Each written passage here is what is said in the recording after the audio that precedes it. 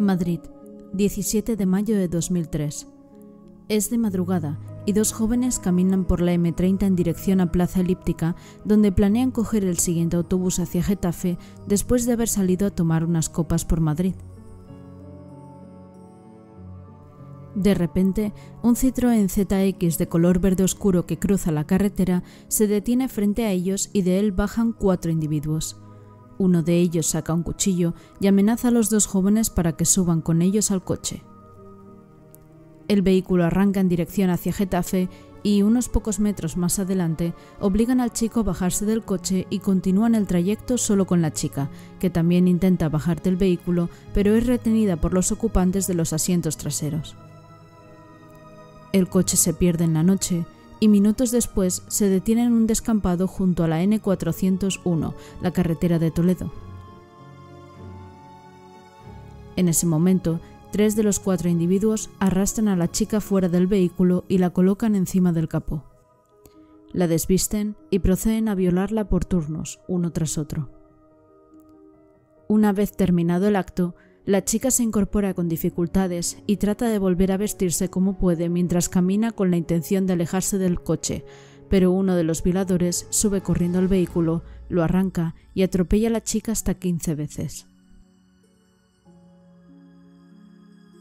Tras los sucesivos atropellos, la joven, que todavía permanece en el suelo con vida, pide a gritos que no le hagan nada más y la dejen vivir. No la escuchan, y los 4 individuos se alejan hacia una gasolinera cercana para comprar 1 euro de gasolina. Acto seguido regresan junto a la joven, que permanece agonizante en el suelo del descampado, y la rocían con la gasolina que han comprado. Le prenden fuego, vuelven a subir al coche y desaparecen a toda velocidad mientras la joven termina falleciendo a causa de las graves quemaduras.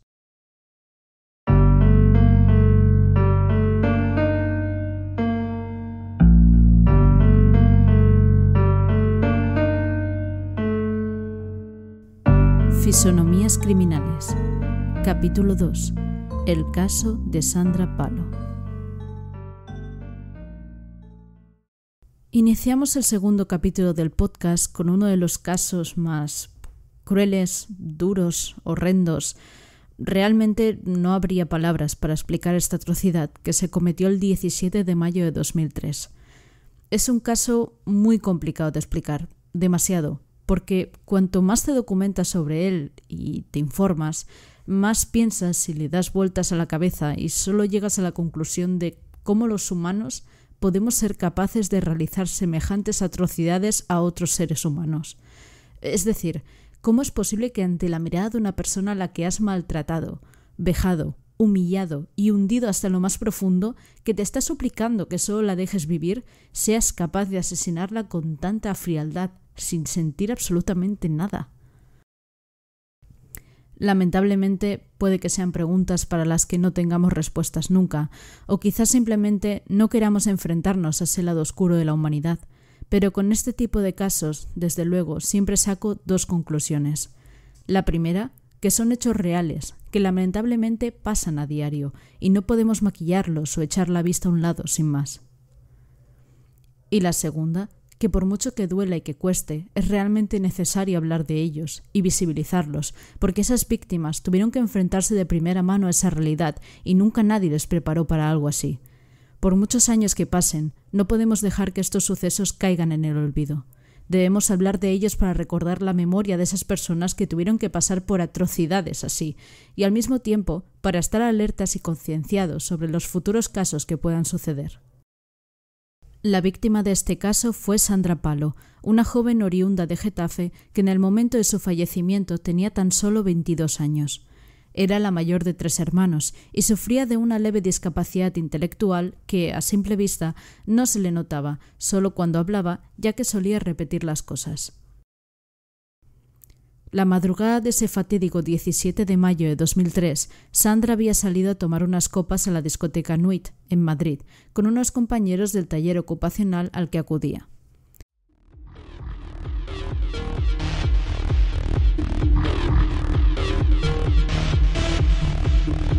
Pasado un rato, Sandra recibe una llamada de su madre.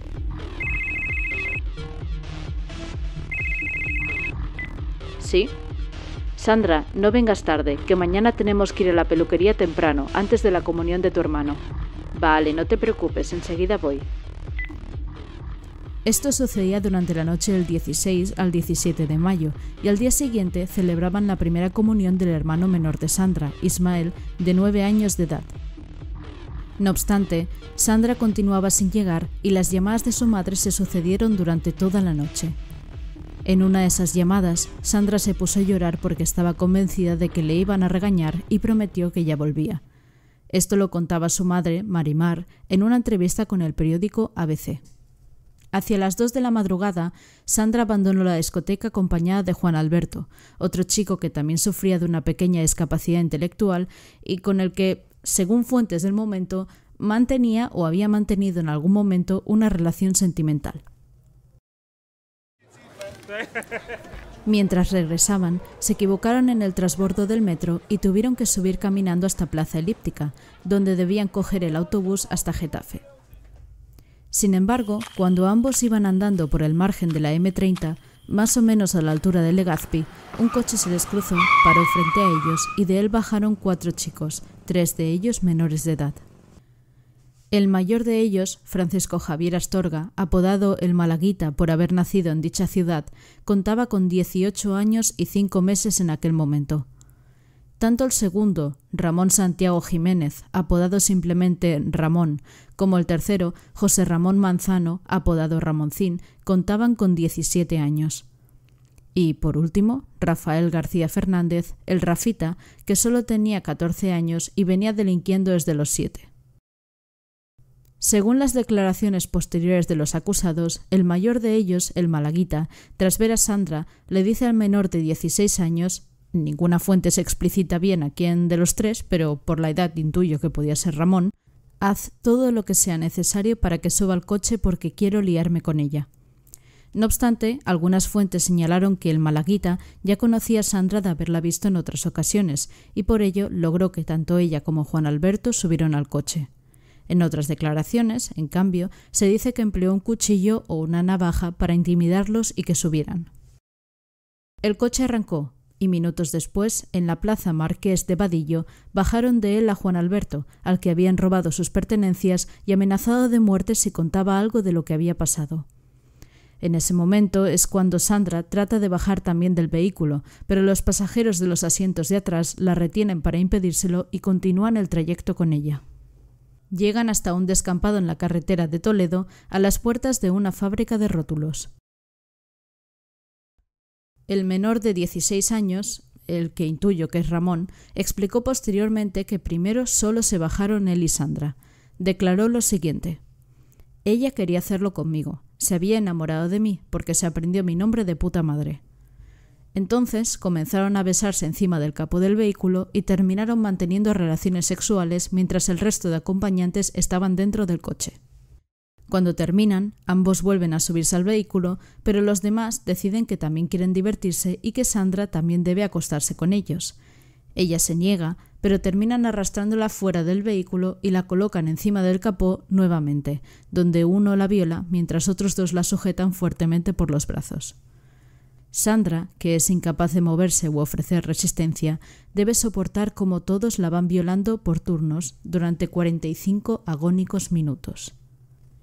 Una vez finalizado el horrible acto, Sandra logra ponerse en pie con serias dificultades y, con paso lento, camina hasta el muro de la fábrica de rótulos para apoyarse en él. No obstante, el Malaguita piensa en ese momento que, si la dejan con vida, podría reconocerles ya que han pasado demasiado tiempo con ella. Además, los 4 acumulan múltiples delitos. En concreto, se dijo que entre todos sumaban más de 700. Por ese motivo, sube de nuevo al vehículo, arranca el motor, mete la primera velocidad y pisa a fondo el acelerador. Sandra es atropellada y cae malherida al suelo, pero la operación se repite hasta 14 veces más, haciendo un total de 15 atropellamientos. Piensa que la ha matado, pero la realidad es que la joven, aunque agonizando, continúa con vida. Por ello, antes de abandonar definitivamente el lugar y para borrar los posibles indicios en el cuerpo de la chica, todos deciden parar antes en la gasolinera de Plaza Elíptica para comprar 1 euro de gasolina. Realizan la compra con disimulo y tapándose ligeramente la cara para no ser captados por las cámaras de seguridad. Posteriormente, regresan al descampado y el malaguita rocía con el combustible que acaban de comprar a Sandra y le prende fuego. La joven se consume lentamente entre las llamas mientras los demás se marchan cada uno a su casa.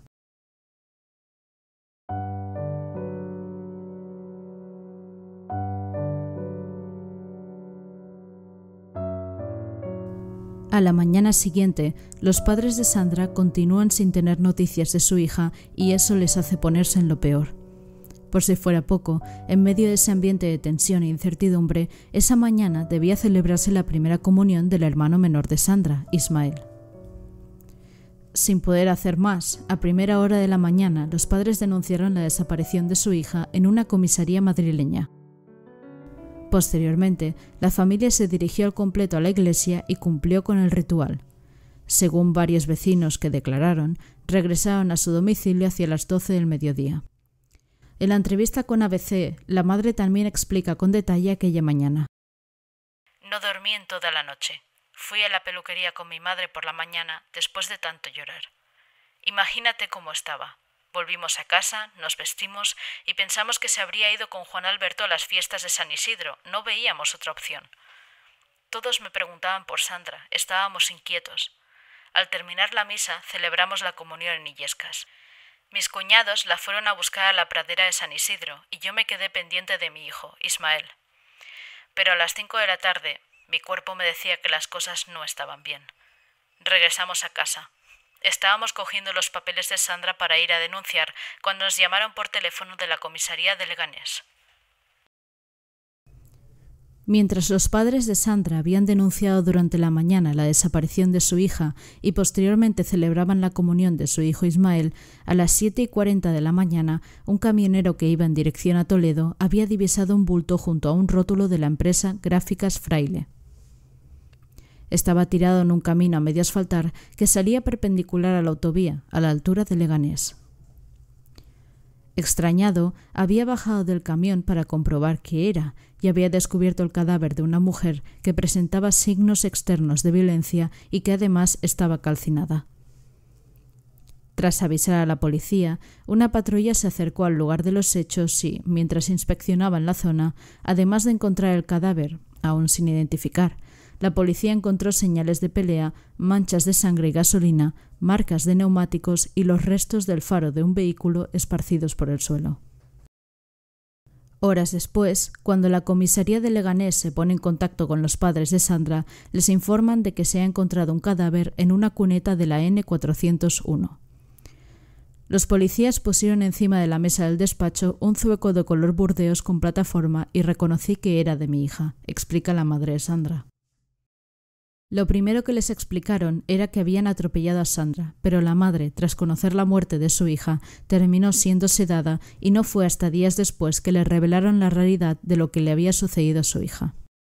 Una vez realizadas las pruebas de ADN para corroborar la identidad del cuerpo como el de Sandra Palo Bermúdez, llegaron a realizarse hasta 2 autopsias a la víctima que revelaron múltiples y graves lesiones en el cuerpo, un hemotórax bilateral, es decir, una acumulación de sangre en el espacio que hay entre la pared torácica y el pulmón, una fractura de la columna vertebral, marcas de rodaduras neumáticas en los muslos, una bolsa agrapada al cuello y carbonización de casi todo su cuerpo. 71 días después de su asesinato, el 27 de julio de 2003, tras múltiples pruebas forenses, Sandra fue enterrada en el cementerio Nuestra Señora de la Soledad de Getafe. No obstante, durante esos meses la policía había continuado su investigación para averiguar quién era el culpable o los culpables de la muerte de la joven.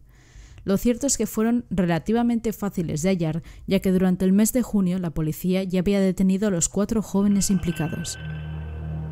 En primer lugar, los investigadores encontraron una grabación de la cámara de seguridad de la gasolinera de Santa María de la Cabeza, muy cercana al lugar del crimen, donde podía apreciarse cómo 4 jóvenes montados en un Citroën ZX se apeaban del vehículo para comprar €1 de gasolina. Debido a la mala calidad de la grabación y el empeño por ocultar sus caras, la policía no pudo determinar la identidad de los jóvenes, pero sí les ayudó a confirmar que eran por lo menos 4 personas y que, además, de alguna forma se les hacían bastante familiares. Lamentablemente, por más que he buscado, no he podido terminar de comprender cómo consiguieron detener en tan poco tiempo a los 4 acusados. Si no he malentendido la información, en algún medio de la época he leído que se pilló a alguno de ellos cometiendo otros delitos tales como el robo de un coche, pero la información en general que hay sobre las detenciones es prácticamente nula o muy confusa. Lo que sí es seguro es que el domingo 15 de junio de 2003, casi un mes después del crimen, la prensa comunicó que se había detenido a uno de los responsables del asesinato de Sandra Palo. Se trataba de Juan Ramón Manzano, mejor conocido como el Ramoncín, de 17 años de edad.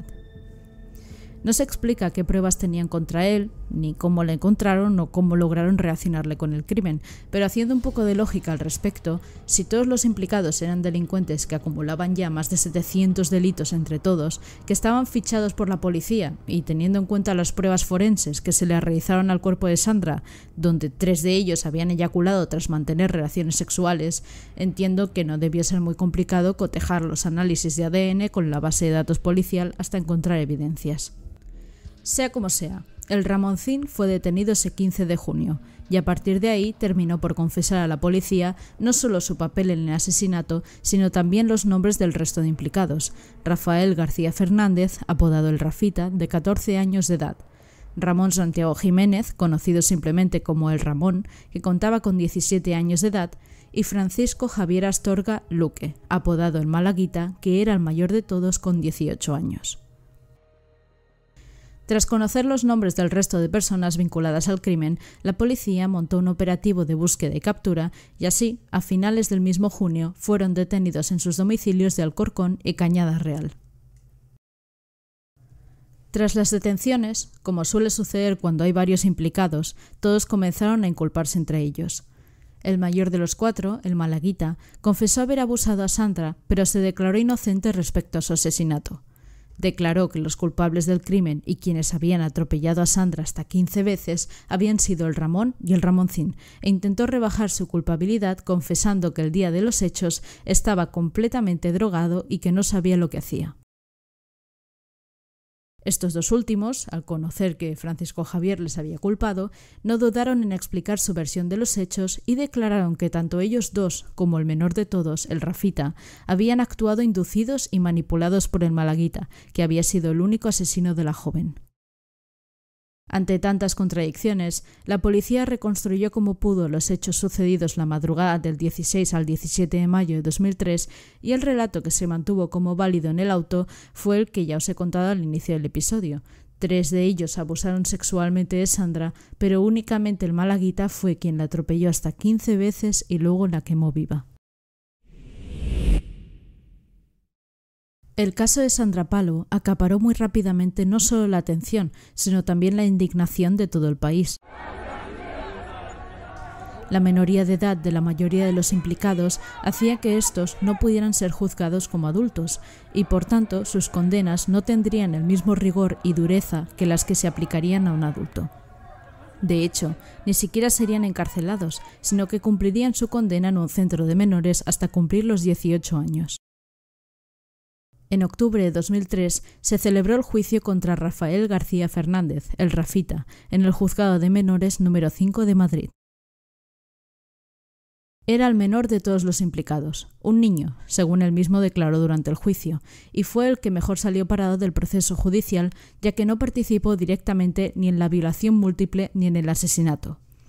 Por ello, su pena fue inferior: 4 años de internamiento en un centro de reinserción de menores y 3 de libertad vigilada. Los siguientes en pasar por el juzgado fueron Ramón Santiago Jiménez, el Ramón, y José Ramón Manzano, el Ramoncín. Durante el juicio, ambos se mostraron fríos, sin ningún tipo de remordimiento por lo que habían hecho y con una actitud muy retadora con el juez. No contestaron ninguna de las preguntas que se les formularon y, como ya he comentado antes, solo declararon que la noche del crimen habían actuado manipulados por el Malaguita. Finalmente, fueron condenados a 8 años de internamiento y 5 de libertad vigilada. Tras conocerse las sentencias de los 3 menores, los padres de Sandra Palo quedaron inconformes, pues consideraban que las penas impuestas de tan solo 4 o 8 años eran injustas y totalmente desproporcionadas con lo que se había hecho a su hija. Por este motivo, Paco y Marimar comenzaron una campaña de recogida de firmas para solicitar al gobierno, en ese momento el PP, que endureciera las penas recogidas en la ley del menor. Poco antes del juicio del último acusado, María del Mar entregó al Congreso de los Diputados 1,2 millones de firmas recogidas a favor de endurecer esta ley para que el Parlamento pudiera proceder a modificar la ley y, por lo tanto, se revisaran también las condenas de los acusados. 20 años después del crimen, María del Mar lo explicaba el año pasado en la entrevista con ABC. Para la reforma de la ley del menor recogimos 1,2 millones. Se quedaron en el Congreso de los Diputados y allí siguen. Luchamos porque, cuando haya un menor, por ejemplo, que cometa una violación y tenga 13 años, no sea inimputable. Un acto tan atroz como ese, o matar, deberá tener un castigo, ya sea pasando a un centro de menores primero y luego, al cumplir la mayoría de edad, ingresa en la cárcel. El 24 de enero de 2005 comenzó el último juicio del caso Sandra Palo contra el único acusado que era mayor de edad cuando se cometió el crimen, Francisco Javier Astorga, el Malaguita. Una de las muertes más desproporcionadas, viles, inhumanas y sangrantes que existen. Fueron algunas de las expresiones que recogieron en las conclusiones definitivas del Ministerio Fiscal durante la tercera jornada del juicio contra el Malaguita. La vista se caracterizó por su extrema dureza, ya que acudieron a prestar testimonio 3 agentes de la policía científica, un experto en toxicología y los médicos forenses que habían examinado el cuerpo de Sandra. Finalmente, se consideró probado y acreditado que hubo ensañamiento, alevosía y vileza en el secuestro, violación y asesinato de Sandra Palo, así como la participación, en calidad de autor material, del Malaguita. El Ministerio Fiscal, además, recalcó que la mataron de forma atroz para ocultar que la habían violado, y en cuanto a la alevosía y el ensañamiento de Francisco Javier, sostuvieron que se aprovechó de la falta de capacidad de reacción de Sandra hasta el final. Su muerte fue agónica, y usaron los medios y las formas más atroces para acabar con su vida. Todos querían que desapareciera. Ante su peligrosidad y la alarma social causada, el Ministerio Público reclamó que se le aplicara el artículo 78 del Código Penal, que establece el cumplimiento íntegro de la condena, teniendo en cuenta el límite máximo de 30 años, y que no disfrutara de ningún beneficio penitenciario ni reducciones. El 4 de febrero de 2005, la Audiencia Provincial de Madrid condenó a Francisco Javier Astorga a 64 años de prisión por la privación ilegal de la libertad, abuso y asesinato de Sandra Palo. Además, la sentencia fijó una indemnización de 480.809,68 euros a los padres de Sandra. 2 años después, en 2007, el Rafita salió en libertad tras cumplir los 4 años de internamiento en un centro de menores de Carabanchel. Lejos de rehabilitarse, continuó robando coches, usurpando viviendas y realizando delitos contra la autoridad y la seguridad vial. Por otro lado, en 2011, Ramón Santiago quedó en libertad y tampoco tuvo que cumplir los 5 años de libertad vigilada a los que había sido condenado en su momento, ya que la Audiencia Provincial de Madrid desestimó los recursos planteados contra esa decisión. Se conoce que más tarde fue detenido nuevamente por liderar una banda de atracadores. Posteriormente, en 2012 fue puesto en libertad el Ramoncín, José Ramón Manzano, que tras su salida continuó cometiendo robos con violencia. Lo que más indignó en ese momento fue que a pesar de todos los delitos que habían cometido los 3 menores, al cumplir la mayoría de edad se limpiaron sus historiales, ya que la ley lo determina así. Por lo tanto, el crimen cometido contra Sandra Palo no figura en sus historiales. Por último, el Malaguita continúa actualmente en el penal de Real de la Mancha, en Ciudad Real, cumpliendo la condena de 64 años.